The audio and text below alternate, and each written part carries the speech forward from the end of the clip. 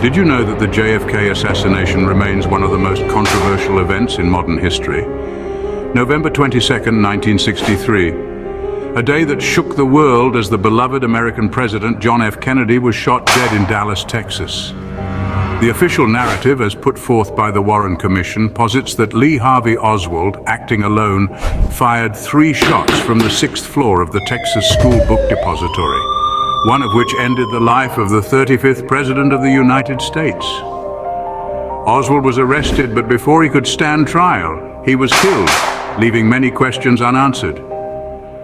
However, from the very beginning, this official story has been met with widespread skepticism. Doubts about Oswald's capability, the physics of the fatal shot, and the infamous magic bullet theory have led to a swell of public disbelief. This disbelief has been further fueled by Oswald's untimely demise and his cryptic final words, "I'm just a patsy." This disbelief gave birth to a myriad of conspiracy theories.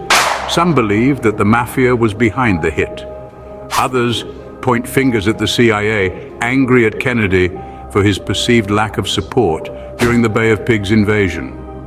Some even suggest that it was an inside job, orchestrated by members of Kennedy's own administration. These theories, while differing in their details, all share a common thread: an inherent distrust in the official narrative, a belief that there is more to the story than what has been told. Over the decades, they have grown in popularity, becoming ingrained in the public consciousness and further muddying the waters of this already murky event. The JFK assassination has become an enigma, a puzzle with missing pieces, a story with more questions than answers. It has evolved from a tragic event into a symbol of the public's wavering trust in governmental institutions and the truth they present. But in the midst of all these theories, the question still stands: who really killed John F. Kennedy? Could it be possible that Oswald was not acting alone, but was merely a pawn in a larger, more sinister game? Let's delve into the shadows behind the scene, the conspiracy theories that have been the talk of the town for decades. First, we have the mafia theory.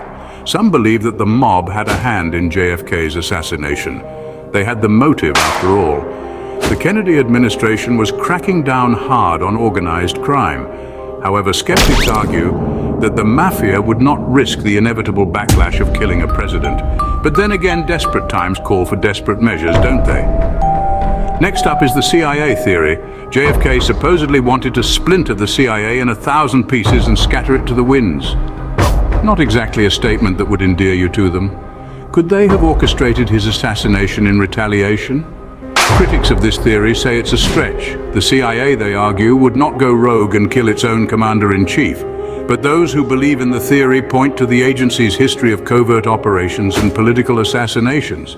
And then there's the theory of a second shooter, the infamous grassy knoll idea.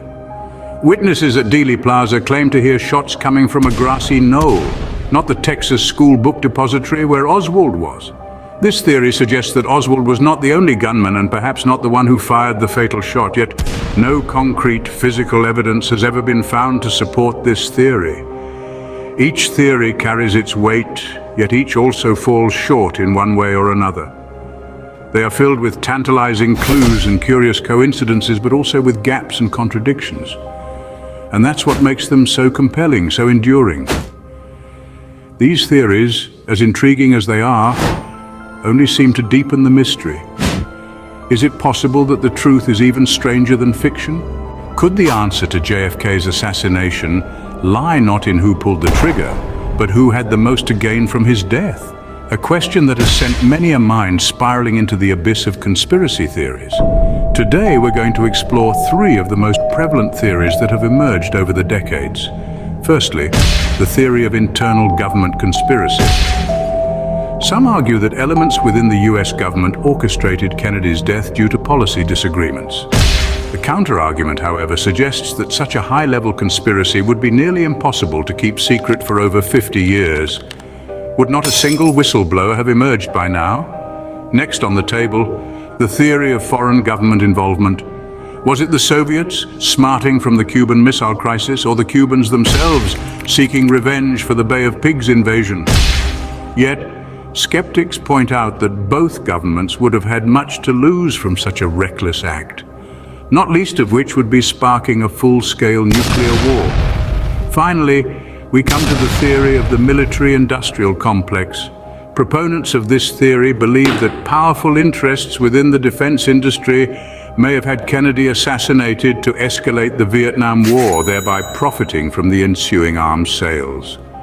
Critics, however, contend that this theory is based largely on supposition and lacks concrete evidence. These theories, each with its own compelling arguments and counter-arguments, only serve to deepen the enigma surrounding JFK's assassination. They raise more questions than they answer, and with each passing year, the truth seems to slip further away into the shadows. As we delve deeper into these theories, we realize that the JFK assassination is a labyrinth with no clear end in sight. Yet our quest for truth persists, because in the end, it's not just about uncovering who was behind JFK's assassination, but about understanding the unseen hand that continues to shape our world. Despite decades of investigation, the true mastermind behind JFK's assassination remains shrouded in uncertainty.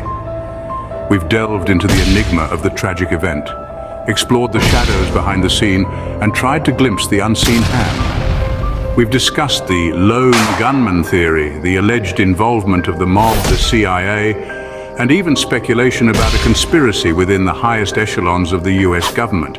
Yet despite all the theories, the questions, and the investigations, the truth remains as elusive as ever. The enduring nature of this mystery, the lingering doubt, the thirst for answers, these continue to captivate the public imagination even after all these years.